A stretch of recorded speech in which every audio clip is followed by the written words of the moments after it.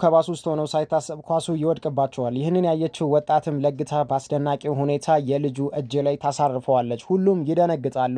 አሰልጣኙ ምክትል አሰልጣኝ እንድትሆን ይጠይቃታል። እምቢ ለማለት ብትፈልግም ከክለቧ ስለተባረረች እሺ ብላ ትቀበለዋለች። ከዛም ወደ ጨዋታ ሜዳ ይሄዳሉ። ሴቶቹ ግን ለመቀበል ፍቃደኛ አልነበሩም። ብቃቷን ለነሱ ለማሳየት ስትል ከርቀት በአስደናቂ ሁኔታ ይህንን ኳስ መታ ወደ ግብነት ቀየረችው። ሁሉም ተስማሙ።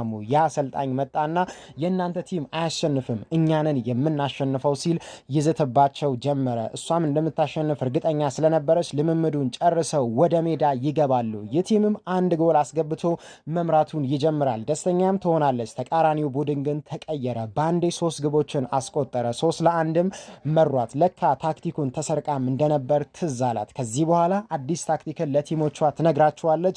በዚህ ስትራቴጂ መሰረት ተጫውተውም ግቦችን ቢያስቆጥሩም ያኛው ቲም ግን ከጨዋታ ህግ ውጭ በመሆን ፋውሎችን መስራቱን ይጀምራል። ዳኛውም እነዚህን ፋውሎች ሁሉ አልሰማም እያለ 8-4 ይመራሉ። ተቀያሪ ተጫዋቾችም ሙሉ በሙሉ ያልቃሉ። አማራጭ ስለሌላት ራሷ ገብታም ትጫወታለች። እሷ ላይም ፋውል ሊሰሩባት ሁሉም ይነጋገራሉ። በሚጥሩበት ጊዜ ግን እሷን ሊደርሱባት አልቻሉም። ምክንያቱም በዚህ መልኩ አስደናቂ በሆነ ብቃት እየበረረች ጭምር ኳሶችን ትነካለች፣ ትጫወታለች፣ ግቦችንም ታስቆጥራለች። ፋውል ሊሰሩባት ሲል አየር ላይ ሆና የምትመታቸው ኳሶች በረኛው እስከማይመልሰው ድረስ ነበረ። ፎሎውና ላይክ ማድረግ እንዳይረሳ።